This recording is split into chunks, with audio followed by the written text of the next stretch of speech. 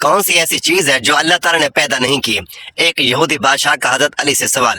حضرت علی یہ عجیب سوال سن کر حیران رہ گئے کہ کون سی ایسی چیز ہے جسے اللہ نے پیدا نہیں کیا؟ تو حضرت علی رضی اللہ تعالیٰ عنہ نے فرمایا کہ بسم اللہ الرحمن الرحیم۔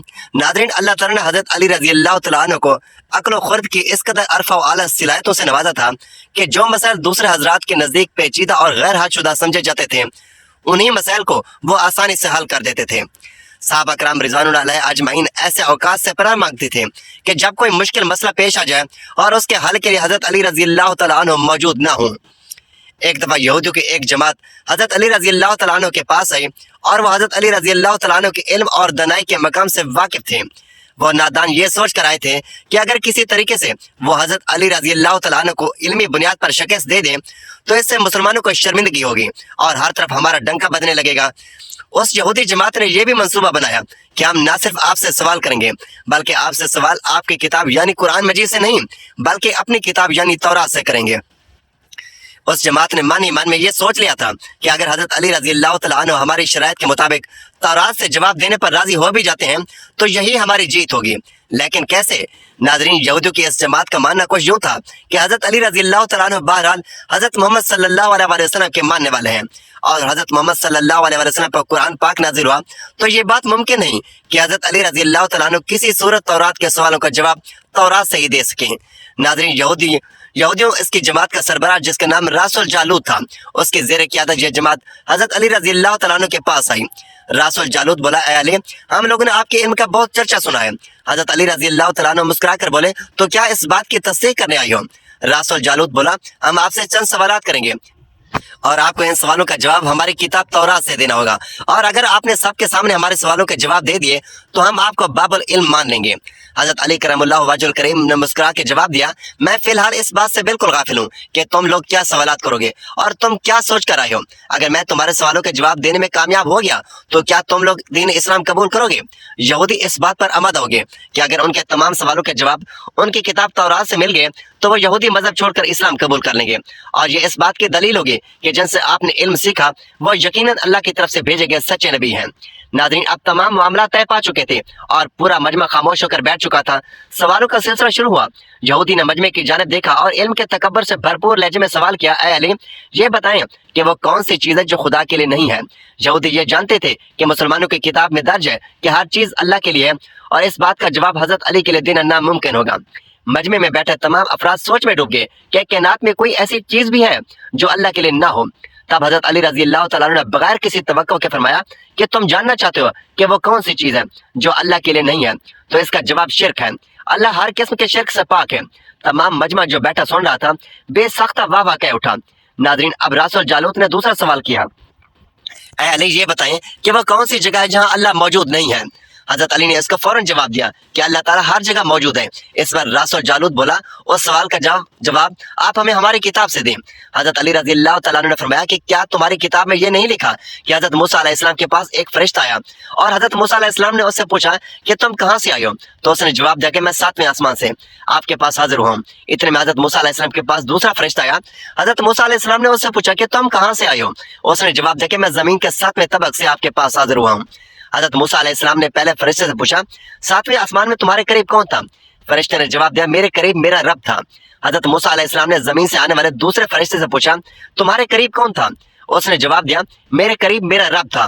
تو اس سے یہ معلوم ہوتا ہے کہ بلندیوں کی انتہا ہو یا گہرائیوں کی انتہا، اللہ رب العزت ہر جگہ موجود ہے۔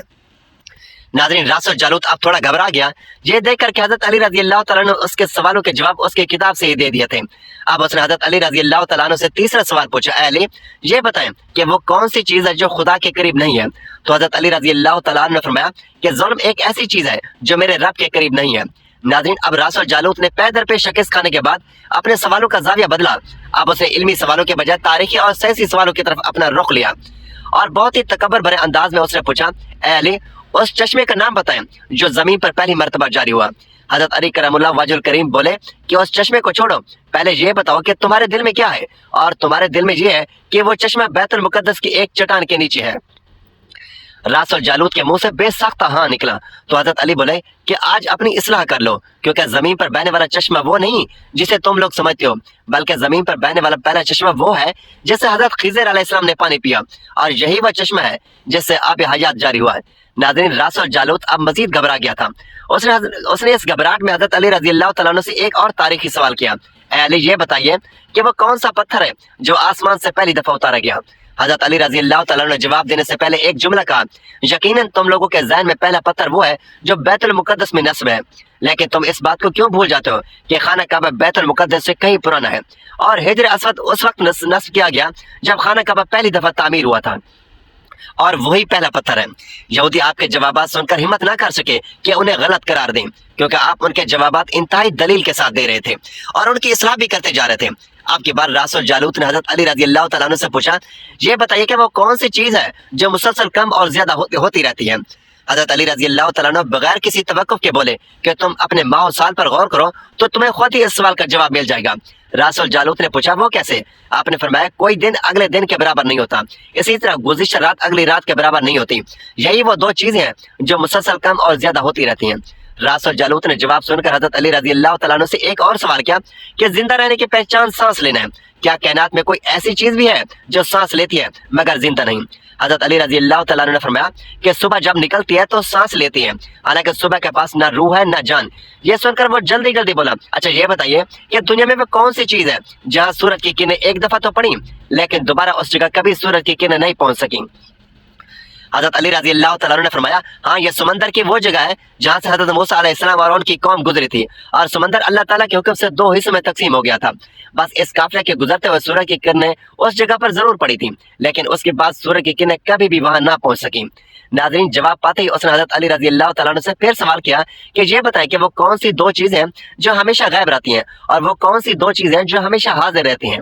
हजरत अली रजी अल्लाह तआला अन्हु ने फरमाया कि आसमान और जमीन की तरफ देखो, ये दोनों तुम्हें कभी गायब नजर नहीं आएंगे, ये दोनों हमेशा जाहिर रहते हैं, और मौत और जिंदगी को ढूंढो तो तुम्हें उनके बारे में कभी भी पता नहीं चलेगा कि वो कहाँ हैं और कब आ जाती हैं।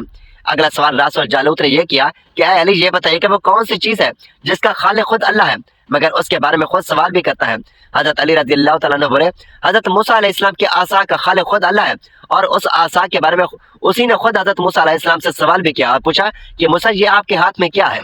फिर उसने अगला सवाल किया कि बैतुल मुकद्दस का तवाफ तो जी हयात करते हैं, लेकिन उस बेजान चीज के बारे में बताएं जिसने बैतुल्लाह का तवाफ किया। हजरत अली करमुल्लाह वजहुल करीम बिला तवक्कुफ बोले कि कश्ती नूह एक ऐसी बेजान चीज है जो तवाफ के दौरान उस मकाम पर पहुंची जहां बैतुल्लाह है, तो उसने उसके गिर्द 7 चक्कर लगाए। रासुल जालूत ने बाबुल इल्म हजरत अली रजी अल्लाह तआला अन्हु से कई सवाल किए और तमाम के जवाबात अब रजी अल्लाह तआला अन्हु ने बिल्कुल ठीक ठाक बिला तवक्कुफ दिए। तो मजमे में बैठा एक यहूदी बोला कि हजरत दुनिया में हर शख्स सोच के जवाब देता है, लेकिन आप तो हर सवाल का जवाब बिला तवक्कुफ दे रहे हैं। हजरत अली रजी अल्लाह तआला अन्हु उस सवाल के बदले में उस यहूदी से एक सवाल किया, बताओ तुम्हारे हाथ की कितनी उंगलियां हैं? उसने फौरन जवाब दिया 5। हजरत अली रजी अल्लाह तआला अन्हु ने फरमाया, तूने भी तो फौरन मेरे सवाल का जवाब दे दिया। उस यहूदी ने कहा, या अली ये कैसी बात हुई, मुझे मालूम है कि मेरे हाथ में 5 उंगलियां हैं। यह सुनकर हजरत अली रजी अल्लाह तआला अन्हु ने मुस्कुराते हुए कहा, मुझे भी ये सारे इल्म ऐसे ही मालूम है जैसे तुझे ये मालूम है कि तेरे हाथ में 5 उंगलियां हैं। यहूदी नादान नहीं जानते थे कि बाबुल इल्म के पास कायनात के राजों का इल्म है, लेकिन जब उन्हें तमाम सवालात के जवाब ठीक ठाक मिल गए तो रासुल जालूत समेत तमाम गिरोह ने कलमा पढ़ा और सब के सब दायरा इस्लाम में दाखिल हो गए। एक दफा एक शख्स ने वसीयत की कि उसके 17 ऊंट उसके 3 बेटों में इस तरह तकसीम कीजिए कि मेरे बड़े बेटे को कुल तादाद से आधे ऊंट मिले, दरमियानी को कुल ऊंट का तीसरा हिस्सा, जबकि सबसे छोटे बेटे को कुल तादाद का 9वां हिस्सा मिले। उस शख्स के फौत हो जाने के बाद शहर भर के साहिबान दानिश बैठकर सोचते रहे कि वसीयत के मुताबिक ऊंटों की तकसीम कैसे की जाए। बहुत सोच विचार के बाद बिलाखिर उन्होंने हजरत अली रजी अल्लाह तआला अन्हु के पास जाने का फैसला किया। मसला हजरत अली रजी अल्लाह तआला अन्हु के पास पहुंचा तो आपने फरमाया, मैं ये तकसीम कर दूंगा। आप रजी अल्लाह तआला अन्हु ने एक ऊंट अपनी तरफ से कुल तादाद में मुस्तार मिलाया, अब कुल ऊंट 18 हो गए। फिर आप रजी अल्लाह तआला अन्हु ने यूं तकसीम फरमाई कि जैसे कुल ऊंट 18 हुए तो पहले बेटे को कुल ऊंटों का आधा हिस्सा यानी 9 ऊंट दे दिए, और दरमियाने बेटे को 1/3 6 ऊंट दिए, और तीसरे को 9वां हिस्सा 2 ऊंट दिए। इस तरह कुल ऊंट तकसीम शुदा 17 हुए। उसके बाद अब रजी अल्लाह तआला ने अपना उधार दिया हुआ ऊंट वापस ले लिया। नाज़रीन, ये थी हजरत अली रजी अल्लाह तआला अन्हु की ज़हानत कि जिनके सामने कोई भी बात नामुमकिन न थी। مناقب علی میں علامہ ابن جوزی لکھتے ہیں کہ حضرت عمر فاروق جب خلافت کی مسجد پر بیٹھے تو انہوں نے یہ بات کس وقت کہی تھی کہ میں اس مشکل وقت سے اللہ تعالیٰ کی پناہ چاہتا ہوں جس کے حل کرنے کے لیے حضرت علی رضی اللہ تعالیٰ عنہ میرے پاس موجود نہ ہوں۔ اس کے جواب میں علامہ صاحب خود ہی لکھتے ہیں کہ ایک دفعہ کیسر روم نے چند سوالات لے کر مسلمانوں کے خلیفہ حضرت عمر کے پاس بھیجے۔ سوالات ایسے تھے کہ جن کا جواب روم میں بھی کسی کے پاس نہ تھا۔ ان سوالات کا مقصد مسلمانوں کو صرف شرمندہ کرنا تھا تاکہ مسلمان اپنے دین سے متنفر ہو جائیں۔ چنانچہ مسجد نبوی میں عظیم صحابیوں کے محفل جمی ہوئی تھی۔ کیسر روم کے قاصد نے خط پڑھنا شروع کیا۔ خط کی تحریر کچھ یوں تھی کہ بادشاہ روم نے لکھا تھا کہ یہ خط ہے بادشاہ روم کیسر بنی العسکر کا وقت کے خلیفہ حضرت عمر کی طرف کہ میں نے جو سوالات لکھے ہیں مجھے ان سب کے جوابات بتا دیجئے۔ نمبر 1، وہ کون سی چیز ہے جس کو خدا نے تخلیق نہیں کیا؟ نمبر 2، وہ کون سی چیز ہے جو خدا کے علم میں نہیں؟ نمبر 3، وہ کون سی چیز ہے جو اللہ تعالیٰ کے پاس نہیں؟ وہ کون سی چیز ہے جس کے سب بال ہی بال ہیں؟ وہ کون سی چیز ہے جس کا صرف منہ ہی منہ ہے؟ وہ کون سی چیز ہے جس کے صرف پاؤں ہی پاؤں ہیں؟ وہ کون سی چیز ہے جس کے صرف آنکھیں ہی آنکھیں ہیں؟ وہ کون سا بندہ ہے جس کا خاندان نہیں؟ وہ کون سی چیز ہے جو شکم مادر میں نہیں؟ وہ کون سی بے جان چیز ہے جو سانس لے سکتی ہے؟ وہ کون سی بے جان چیز ہے جو سانس نہیں لے سکتی؟ ناقوس کی آواز کا معنی کیا ہے؟ وہ کون سی چیز ہے جس نے ایک مرتبہ پرواز کی؟ وہ کون سی چیز ہے جس پر صرف ایک بار سورج چمکا؟ وہ کون سا درخت ہے جس کے سایہ کو تیز رفتار سوار 100 سال دوڑ کر بھی عبور نہیں کر سکتا؟ وہ کون سا درخت ہے جو دھوپ اور پانی کا محتاج نہیں؟ دنیا میں اس کی مثال کیا ہے؟ جنت کے برتن جن میں مختلف قسم کے کھانے ہوتے ہیں، جنتی لوگ ایک دوسرے سے ملتے ہیں، دنیا میں اس کی مثال کس طرح کی ہے؟ جنت کے سیب سے حوریں برآمد ہوں گی لیکن ان میں ذرا برابر بھی کمی واقع نہیں ہوگی، دنیا میں اس کی مثال کیا ہے؟ جنت کی چابیاں کیا ہیں؟ حضرت عمر نے خط پڑھتے ہی فرمایا کہ اس کا جواب تو صرف برادر رسول باب العلم حضرت علی رضی اللہ تعالیٰ عنہ ہی دے سکتے ہیں۔ چنانچہ خط ان کی طرف بڑھا دیا گیا۔ حضرت علی رضی اللہ تعالیٰ عنہ نے لکھا، بسم اللہ الرحمن الرحیم، اما بعد، تیرا خط وصول ہوا۔ میں اپنے رب اور اپنے پیارے پیغمبر حضرت محمد صلی اللہ علیہ وآلہ وسلم کی برکت سے آپ کو ان سوالات کے جوابات دے رہا ہوں۔ وہ چیز جو مخلوق نہیں وہ خود خدا ہے کہ جس کو اللہ نے پیدا ہی نہیں کیا۔ وہ چیز جس کا اللہ تعالیٰ سے کوئی تعلق نہیں وہ یہ بات ہے کہ اللہ تعالیٰ کا فلاں بیٹا ہے، حالانکہ خدا واحد ہے، خدا نہ کسی کی اولاد ہے اور نہ خدا کی کوئی اولاد ہے۔ وہ چیز جو اللہ تعالیٰ کے پاس نہیں وہ ظلم ہے۔ اللہ تعالیٰ کا فرمان ہے کہ خدا اپنے بندوں پر کبھی ظلم نہیں کرتا۔ وہ چیز جو صرف بال ہی بال ہے وہ ہوا ہے۔ وہ چیز جس کا صرف منہ ہی منہ ہے وہ آگ ہے، اور وہ چیز جس کے صرف پاؤں ہی پاؤں ہے وہ پانی ہے۔ وہ چیز جس کی صرف آنکھیں ہی آنکھیں ہیں وہ سورج ہے۔ وہ شخص جس کا کوئی خاندان نہیں وہ صرف حضرت آدم علیہ السلام ہے۔ وہ چیز جو شکم مادر میں نہیں، وہ چیزیں 5 ہیں۔ نمبر 1، حضرت آدم علیہ السلام۔ نمبر 2، حضرت حوا علیہ السلام۔ نمبر 3، حضرت اسماعیل علیہ السلام کی قربانی کا دمبا۔ نمبر 4، حضرت موسیٰ علیہ السلام کا عصا۔ اور نمبر 5، حضرت صالح علیہ السلام کی اونٹنی۔ وہ بے جان چیز جو سانس لیتی ہے وہ صبح ہے۔ ناقوس کی آواز کے معنی یہ ہے، حق ہے، حق ہے، ٹھہرو ٹھہرو، خدا عادل ہے اور وہ سچ ہے۔ کوہ طور پر وہ پرندہ جس نے ایک مرتبہ پرواز کی تھی، دریا نیل کی سرزمین پر سورج ایک بار چمکا ہے۔ جس جگہ پر حضرت موسیٰ علیہ السلام نے اپنے عصا مبارک مار کر راستہ بنایا تھا، وہ درخت جس کو میں ایک اگر تیز رفتاری کے ساتھ بھی چلوں تو 100 سال تک بھی پار نہیں کر سکتا، وہ شجر طوبہ کا درخت ہے جس کی شاخ جنت کے ہر محل میں جاتی ہے۔ دنیا میں اس کی مثال سورج ہے کہ جس کی کرن ہر گھر میں پہنچتی ہے اور تمام زمین اس کی روشنی سے روشن ہو جاتی ہے۔ وہ درخت جو پانی کے بغیر اگایا تھا، وہ درخت جو حضرت یونس علیہ السلام کے لیے اگایا گیا تھا۔ اللہ تعالیٰ نے ارشاد فرمایا، ہم اپنے پیارے حبیب کے کدو کی بیل لگاتے ہیں۔ جنت کے برتن میں بے شمار قسم کے انعامات ہوں گے، وہ ایک دوسرے سے الگ الگ ہوں گے۔ ان کی مثال ہم دنیا میں مرغی کے انڈے کی لے سکتے ہیں کہ جس میں سفید اور زرد دونوں پانی شامل ہوتے ہیں لیکن ایک دوسرے سے ملتے نہیں۔ جنت میں جو سیب عطا کیا جائے گا اسے حور برآمد ہوگی۔ اس کی مثال ایسی ہے جیسے کہ سیب سے کیڑا باہر نکلتا ہے لیکن اس میں کمی واقع نہیں ہوتی۔ وہ چیز جو دنیا میں سب کے لیے برابر ہے، چاہے وہ مومن ہو یا کافر، لیکن آخرت میں وہ صرف اور صرف مومن کو عطا کی جائے گی۔ وہ کھجور کا میوہ ہے جسے آخرت میں صرف مومن ہی کھا سکے گا، جبکہ دنیا میں اسے مومن اور کافر دونوں یکساں استعمال کر سکتے ہیں۔ جنت کی چابیاں کلمہ توحید ہے۔ جب یہ خط بادشاہ روم کو ملا تو اس نے خط پڑھ کر کہا کہ میرے سوال کے جواب صرف اور صرف خاندان رسول سے ہی مل سکتے تھے۔ پھر دریافت کیا کہ یہ جواب کس اعلیٰ ہستی نے دیے ہیں؟ ایلچی نے جواب دیا کہ ان سوالات کے جوابات مولا علی ابن ابی طالب رضی اللہ تعالیٰ عنہ نے دیے۔ اس کو حضرت محمد صلی اللہ علیہ وآلہ وسلم نے علم کا دروازہ کہا ہے۔ یہ خط پڑھنے کے بعد کیسر روم نے حضرت علی رضی اللہ تعالیٰ عنہ کو خط لکھا کہ مجھے آپ کا ارسال کیا ہوا خط مل گیا ہے۔ وہ پڑھ کر مجھے یقین ہو گیا ہے کہ آپ اہل بیت ہیں اور رسالت کا قیمتی خزانہ ہیں، آپ ہی حقیقی شجاعت اور علم کے وارث ہیں۔ کیسر روم نے اپنے دوسرے خط میں لکھا ہے کہ میری یہ خواہش ہے کہ آپ مجھے مذہب اور دین کے مزید معلومات بھیجیں۔ میں خاص طور پر روح کی وضاحت چاہتا ہوں جس کا ذکر خدا تعالیٰ نے اپنی کتاب قرآن مجید میں کیا ہے۔ اے نبی، لوگ روح کے بارے میں تجھ سے پوچھتے ہیں، تم انہیں بتا دو کہ روح میرے پروردگار کا امر ہے۔ یہ روح کیا چیز ہے؟